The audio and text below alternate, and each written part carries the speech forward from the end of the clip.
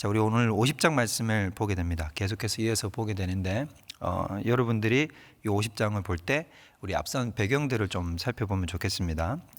앞선 배경을 좀 살펴볼 거는 어디 쪽으로 좀 돌아가야 되냐면 46장으로 돌아가야 돼요. 여러분들 성경책이 있으시면 46장을 한번 보세요.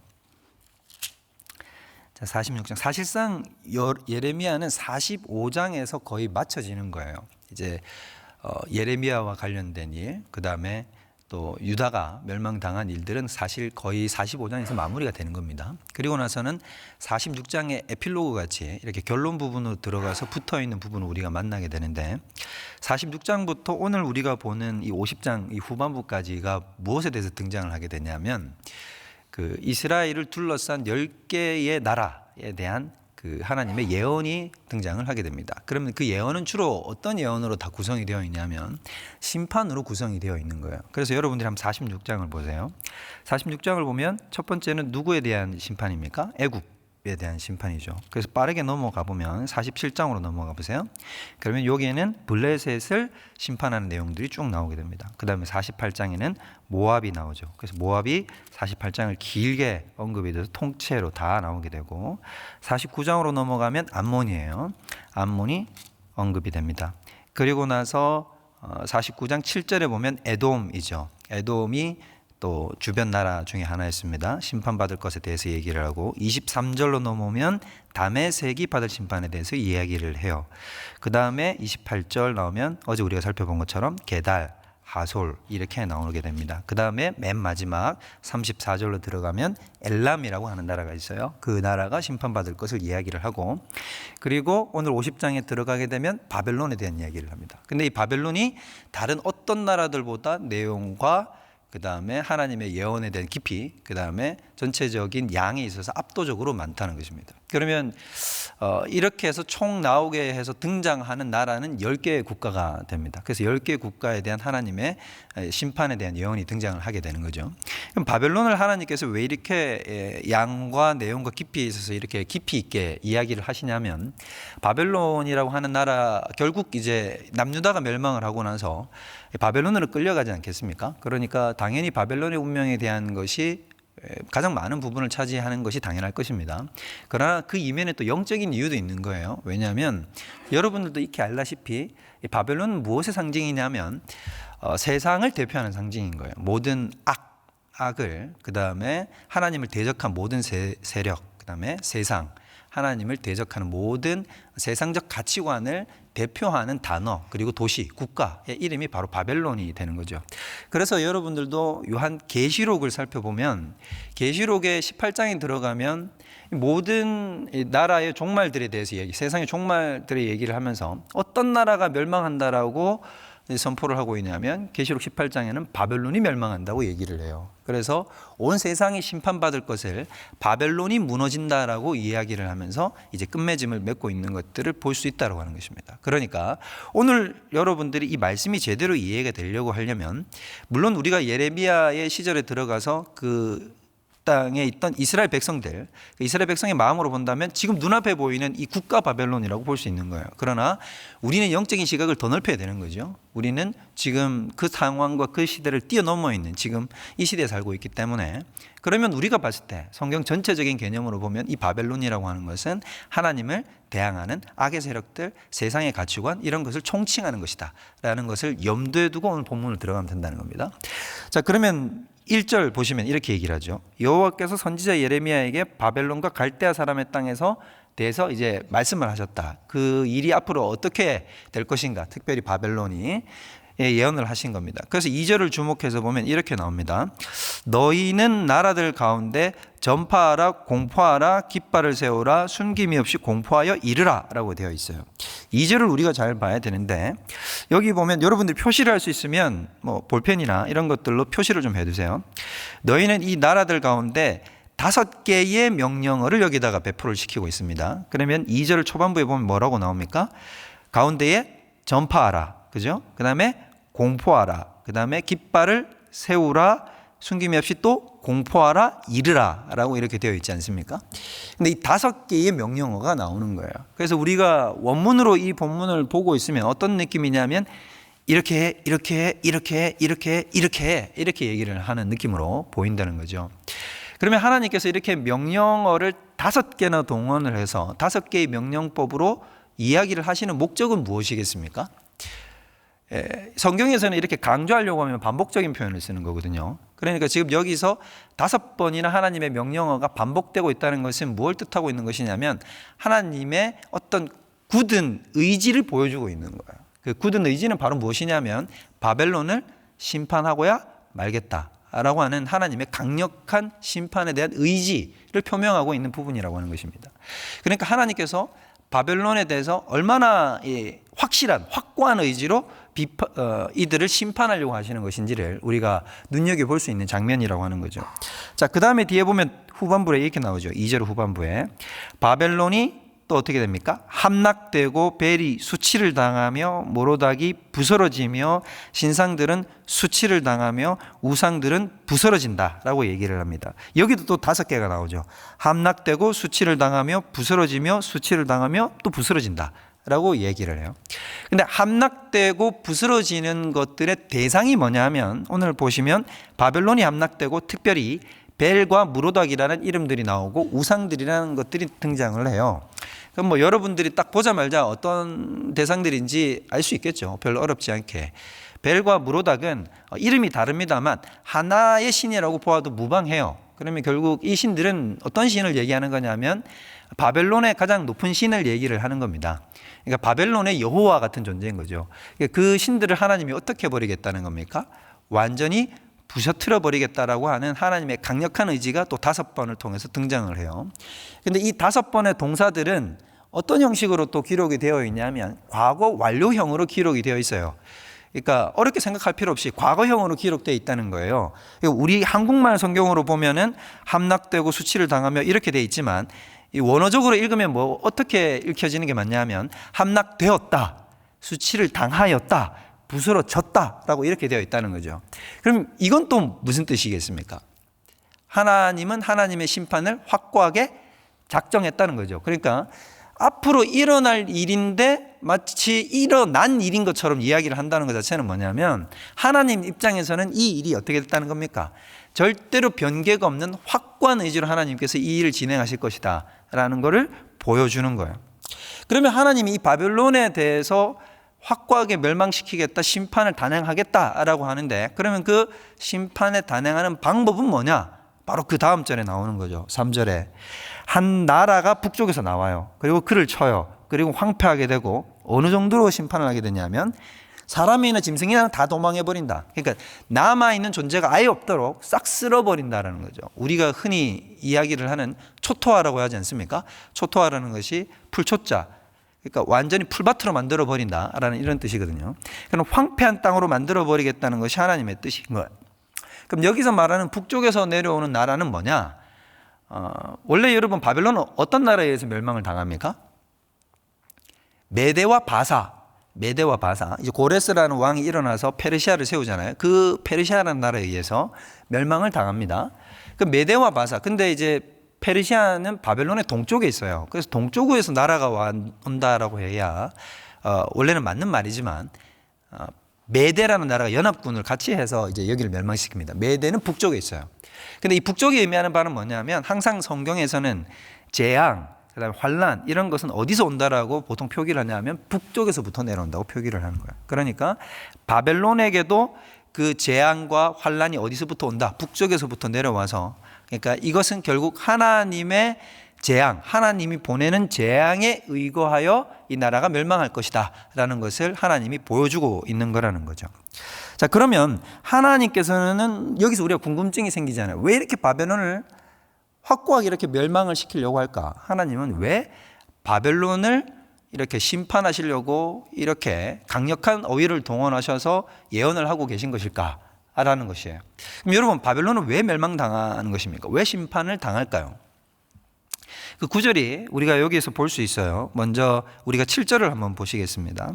7절을 보면 6절부터 내용을 보면 이런 거예요. 6절은 무슨 말이냐면 내 백성, 즉 이스라엘은 잃어버렸었다. 잃어버린 양떼와 같다. 그러니까 주인 없는 양떼 같은 거예요. 그러니까 주인 없는 양떼가 됐는데 그 주인 없는 양떼가 된 이유가 뭐냐 하면 하나님이 이들이 범죄하였기 때문에 내어 버리신 거죠. 이렇게 하나님께서 대적에게 내어주게 된 겁니다. 근데 이 상황을 바벨론이 보고 뭐라고 생각을 했느냐. 7절에 나오는 거예요.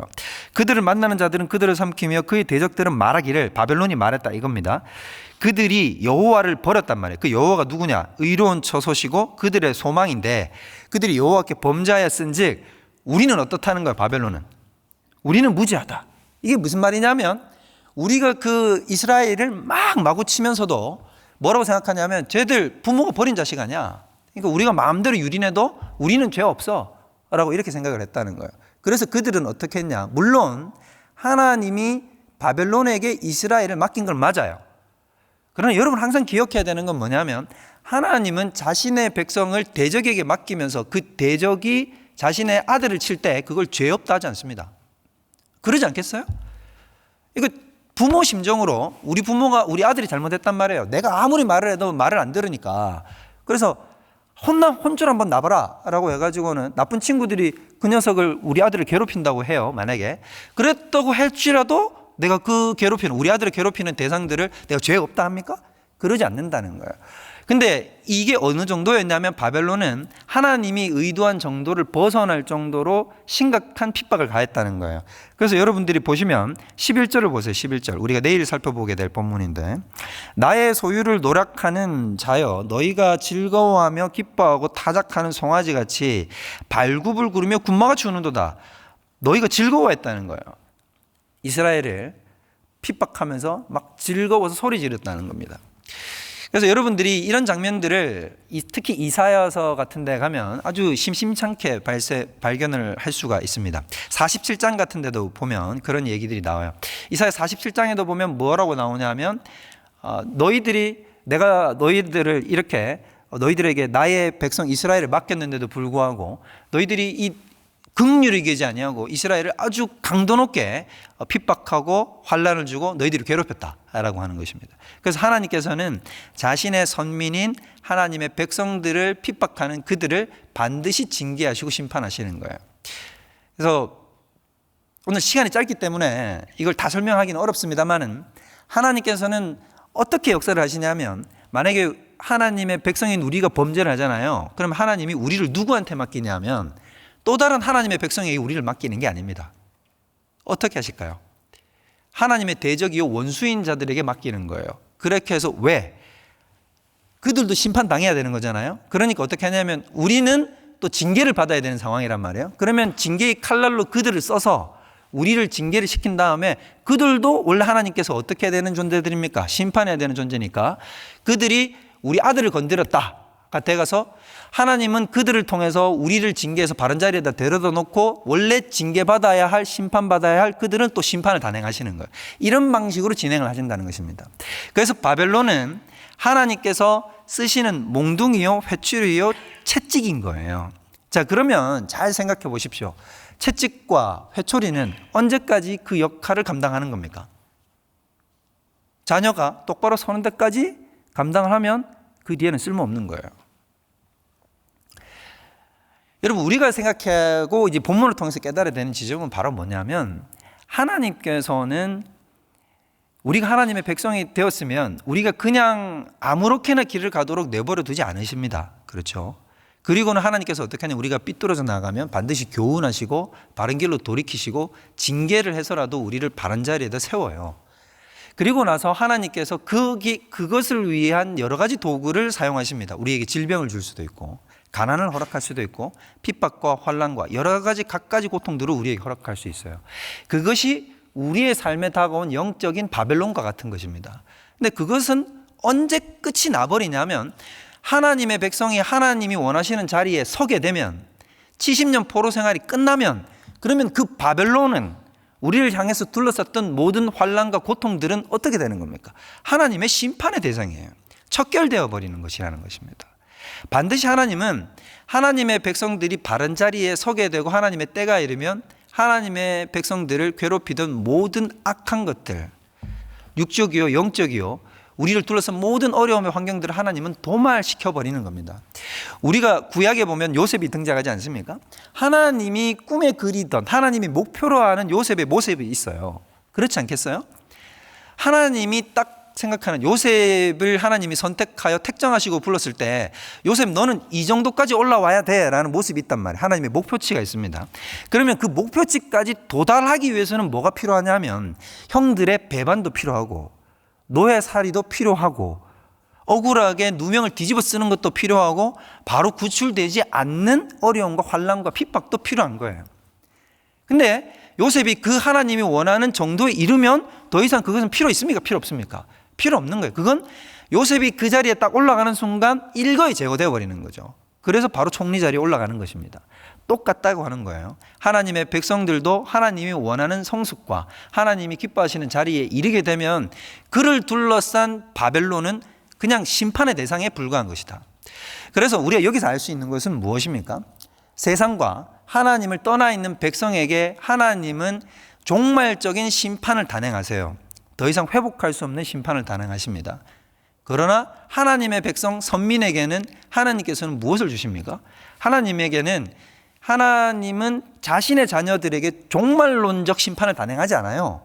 하나님은 언제나 자녀들을 징계하시는 거죠.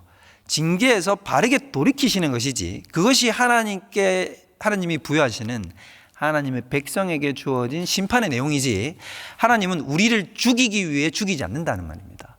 이해되시죠? 하나님은 우리를 살리기 위해서 죽음과 같은 곳에 밀어넣으시는 것이지, 결단코 하나님은 우리를 죽음과 같은 고통을 통해서 너 죽어봐라, 이것이 하나님의 뜻이 아니라는 걸 우리가 깨달아야 된다는 겁니다.